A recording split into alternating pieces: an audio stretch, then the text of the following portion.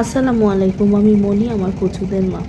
তো আপনাদের সাথে তো শেয়ার করছিলাম যে এখানে পাহাড়ের সাথে নদীও আছে। তো চলেন আজকে একটু নদীর একটু জায়গা আপনাদেরকে ঘুরে দেখাই। আর এটা আমার জীবনের প্রথম নৌকা ভ্রমণ ছিল। আমি এর আগে কখনোই নদীতে এভাবে নৌকায় উঠিনি। তো যাই হোক, আমারও প্রথম অভিজ্ঞতা। আপনারাও দেখেন আপনাদের কেমন লাগে। আবার এমনও দেখা গেছে আমার মতো অনেকেই আছে। তো যাই হোক, আজকে আমার জীবনের প্রথম নৌকা ভ্রমণ, তাও আবার ২ বার। এটা দিয়ে হচ্ছে এই নদীটা পার হচ্ছি। তারপরে নদী পার হওয়ার পরে আরেক জায়গায় গিয়ে সেখানেও নদীতে উঠে বর্ডারের আশেপাশে যে যতটুকু জায়গা বাংলাদেশের আওতায় আছে ঘোরা যাবে, সেই পর্যন্ত আসলে নদী দিয়ে আমরা একটু ঘুরতে গেছিলাম। তো চলেন আপনারাও দেখেন আমার সাথে সাথে। জানি না আপনাদের কেমন লাগবে, তবে ভালো লাগলে অবশ্যই কমেন্ট করে জানাবেন, খারাপ লাগলেও জানাবেন, সমস্যা নেই। যাও, সাবধান সাবধান, দাঁড়াও দাঁড়াও।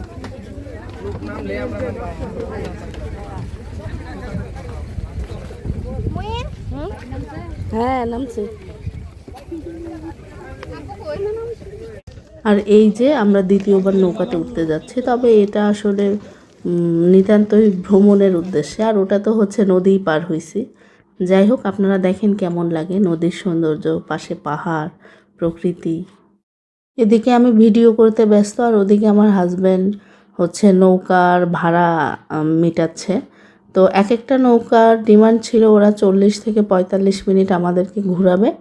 তাদের এই 40-45 মিনিটের ডিমান্ড তাদের 1000 টাকা দাবি করতেছে। তো যাই হোক, সেটা নিয়ে কথা বলতেছে ওরা, আর আমি এই যে চারপাশের প্রকৃতি একটু ভিডিও করে নিচ্ছি। আপনাদেরকে বললাম না যে আমি জীবনে কখনো নৌকায় উঠি নাই, এটাই আমার প্রথম নৌকা ভ্রমণ। তো আমি আসলে মূলত পানিকে প্রচণ্ড ভয় পাই। মানে পানি দেখলে আমার নিঃশ্বাস নিতে কষ্ট হয়, এটা এক প্রকার ফোবিয়া। তো যাই হোক, সেই জন্যই আমি আসলে কখনোই সাহস করে নৌকায় উঠতে পারি নাই। কিন্তু এখানকার যে প্রাকৃতিক সৌন্দর্য, এই সৌন্দর্য দেখলে আমার মনে হয় ওই ভয়টা পিছন দিয়ে পালাবে। আমার যে ভয় ছিল আমি সেটা ভুলেই গেছি যে আমি তো ভয় পাই পানিকে। যাই হোক, সেই প্রকৃতির সৌন্দর্য দেখার জন্যই ভয়কে দূরে সরাইয়া নৌকাতে উঠতেছি। দেখি এখন কত দূর যাইতে পারি, আপনাদেরকে কতটুকু দেখাইতে পারি। তো এই যে আমাদের নৌকা চলা শুরু হয়েছে।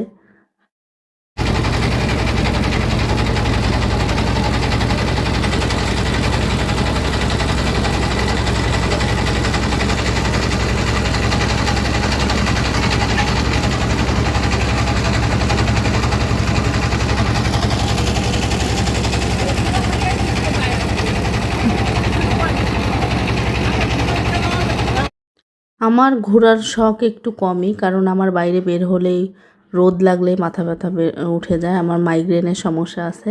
আর তার মধ্যে হচ্ছে আমার 2 যে ট্যাবলেট ক্যাপসুল, এদেরকে নিয়ে বাইরে বের হলে মানে আমার আর আমার হাজব্যান্ডের অবস্থা একদম ছানাবড়া অবস্থা হয়ে যায়। এরা এত দুরন্ত, এদেরকে সামলাইতে গেলে ওই যে বাইরের যে সৌন্দর্য, সেই সৌন্দর্য উপভোগ করার আসলে এরা সময় দেয় না, ওরকম সিচুয়েশান রাখে না। এই ভয়ে আসলে বের হই না। তো যাই হোক, ঘুরতে বের হয়েছিলাম কারণ আমার হাজব্যান্ডের যে এক কলিগ আছে, ওরা ময়মনসিংহ থেকে আসছিল।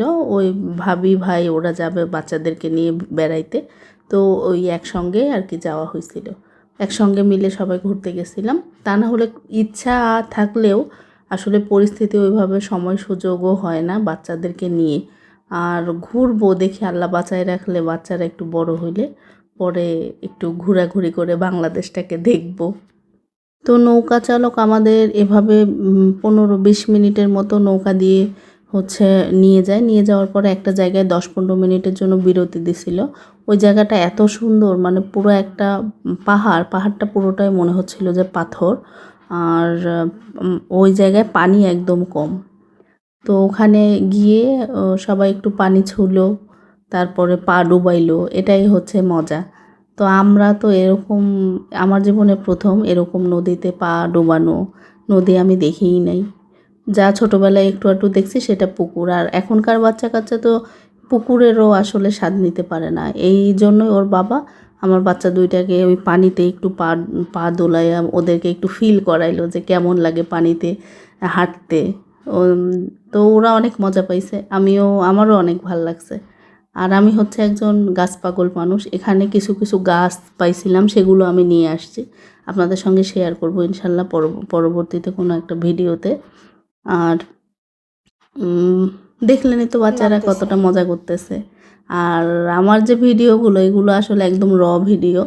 আমি এত এডিটিংয়ে দক্ষ না। মানে যে ভিডিওটা করে আনি সেটাই জাস্ট একটু কাটছাঁট করে আপনাদের সাথে শেয়ার করি।